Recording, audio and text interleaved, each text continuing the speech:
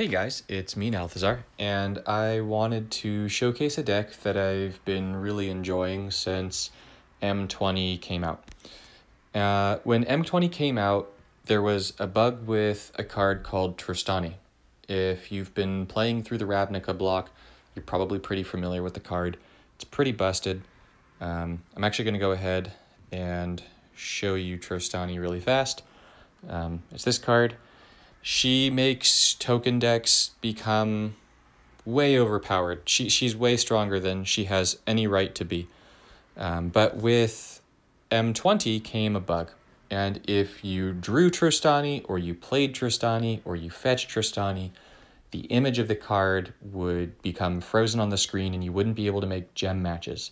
So I needed to figure out another way to play with one of my very favorite planeswalkers, which is Nissa, Worldwaker. I use her for most events. And so when I was looking through the new M20 cards, I came across Omnath, Locus of Roil, and I was lucky enough to pull him on day one.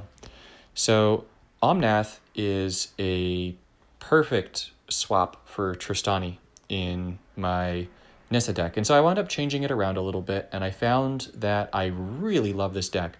I love using it for dealing direct damage objectives. So if you need to deal damage to creatures, and this is not because there was another bug with M20 where your damage to creatures had to come from creatures, but specifically because this deck has so much creature damage output that it's delightful, at least to me, to be playing a mono green deck and to be burning creatures. So Omnath fits so well in the deck because Omnath has the ability that whenever he enters the battlefield, he deals damage to an opposing creature or the opposing player equal to the number of elementals and elemental creature reinforcements you control on the battlefield. The bottom ability is largely pointless. So that top ability is really strong with Nissa because if you take a look at her first ability, she creates 4 elemental tokens. Now, the forest piece is important, the land piece not important. The land piece doesn't trigger with Omnath because it requires a land support for Omnath's ability that requires lands. But nonetheless, you're getting 4 elementals. And with the way the deck plays, once you start the deck going, you're basically getting 4 elementals a turn, or sometimes even more. Now, you're getting sometimes even more because the deck also includes Path of Discovery. This card is wildly broken, especially with tokens. It should not exist in the way it does. It should be whenever you cast a creature, not whenever a creature enters the battlefield under your control. But each one of the tokens you play explores. So each of them are going to be converting gems for you and causing massive cascades.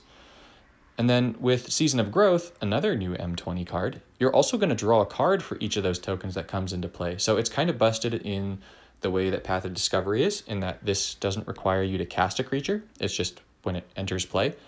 So every time you use Nissa's first ability, if you have both Season of Growth and Path of Discovery down, you're going to get your 4 forest tokens. Each of those tokens is going to explore 1, so it's going to convert 2 gems to green and possibly buff itself, and draw you a card. And then at the end of your having 4 creatures that come down, each of which draw you a card and explore, you're going to convert 6 more gems to green. So in total, you're going to be converting 14 gems to green. And wow, am I bad at counting today? No, I'm all right. Yeah, you're going to convert 14 gems to green, and you're also going to go ahead, get 4 creatures, and you're going to draw 4 cards. So all in all, it's a lot of value for very little. And with all those gem conversions, you're also probably going to be getting your Planeswalker mana back to be able to use the ability again. Now, I should add a quick note. The Heart of Zendikar, the bottom ability, you don't want to use, because if you've had any chance to play with Path of Discovery, you're not going to want the leader token down. The leader token makes it so that the subsequent tokens that are elementals that come into play are exiled. They don't enter the battlefield, and so it will not trigger cards like Path of Discovery, so you don't want that. You will sometimes use the second ability, Worldwake, because it makes it so that all the cards in your hand are going to make 2 forest tokens enter the battlefield. But more importantly, it's going to draw you cards, and mono green largely struggles to draw cards, so there will be times where you use it. For the rest of the deck, we have cards like Killer Instinct, Chord of Calling, and Finale of Devastation. These are all going to get us more copies of Omnath. With Killer Instinct, we're going to be getting an Omnath every single turn. So you're going to be getting that Omnath burn effect at least once a turn, once Killer Instinct comes down, which is really, really powerful.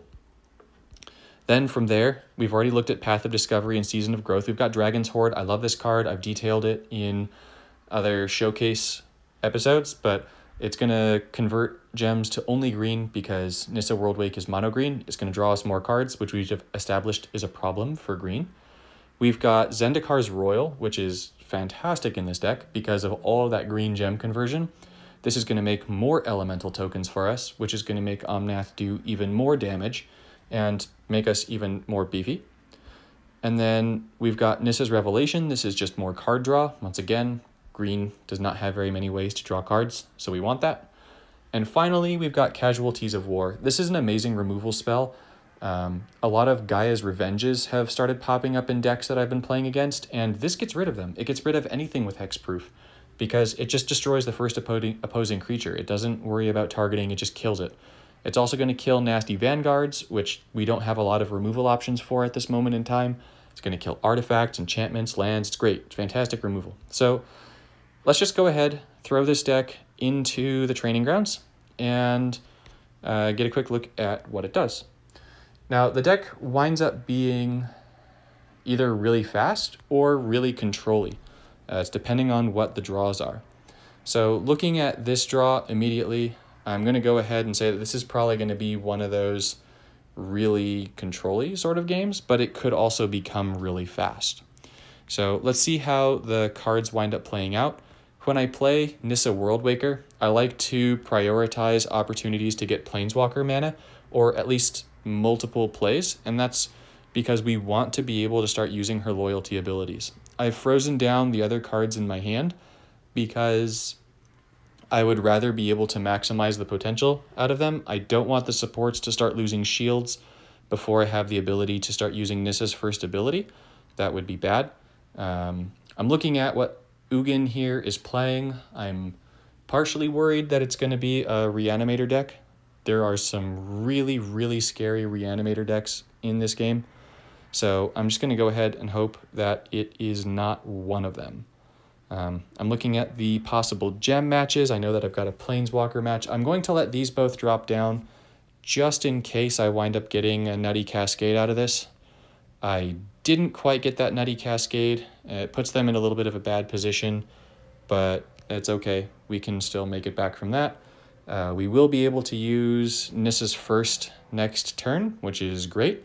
So I'm going to save the Omnath for that. And I'm going to go ahead and make this match over here, which guarantees us to be able to use Nissa's first. And let's get the ball rolling. Let's get the party started. So the elemental tokens are starting to come through. They're all drawing extra cards too. So at this point, I can look at my hand and I can say I don't need another Dragon's Horde. I'm looking at the shield count for my two supports at the bottom, which are Season of Growth and Zendikar's Roil. I don't probably need more Seasons of Growth right now. Honestly, I don't need the extra Zendikar's Roil, so I'm going to go ahead, I'm going to get rid of those, and I'm going to go ahead and use that first ability, get some more elementals on the battlefield, and hope I get Path of Discovery, which, as you just saw, I did get. So I'm going to put that up first. I'm going to go ahead, pop the 5. That's going to get us 2 more green elemental tokens. And we've got yet another green landfall, so 2 more. And another green landfall, although it is now dead, but that is perfectly okay. I'm going to actually use this Finale of Devastation because I will now have my elementals down. And the Omnath is going to burn for 11, and everything's going to get +8/+8 in haste. So the elemental tokens we just played are going to be able to attack. The Omnath is going to come in again. It's going to do 12 this time because we have yet another Omnath. I've actually got enough mana here to be able to drop yet another Omnath, which I'm going to do. So that activated gem should draw me even more cards again because of the Dragon's Horde. Omnath is going to ping Ugin here again. Now, if Ugin had creatures down, I would be burning the creatures for that. If I was playing in an event where I needed to deal damage to creatures, then I would be saving all of this boom potential for this Omnath is coming thanks to Killer Instinct, by the way. I'd be saving it so that I would complete the objective before going boom.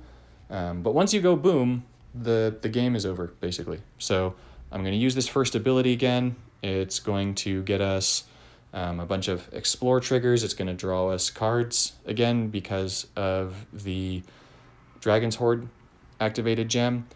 And at this point, I feel like I should just end the game. I've got a 5 match. Why not? It's always fun to do that. Either way, the thing that's going to kill Ugin is going to be an Omnath coming into play. So the finale is going to bring out Omnath. The Omnath is going to burn Ugin. Ugin stands no chance, and the game is over. So that's really how the deck works in a nutshell. It's super nasty. If you get Omnath, go ahead, give it a shot. It's really fun. Hope you enjoy it. Have a great night.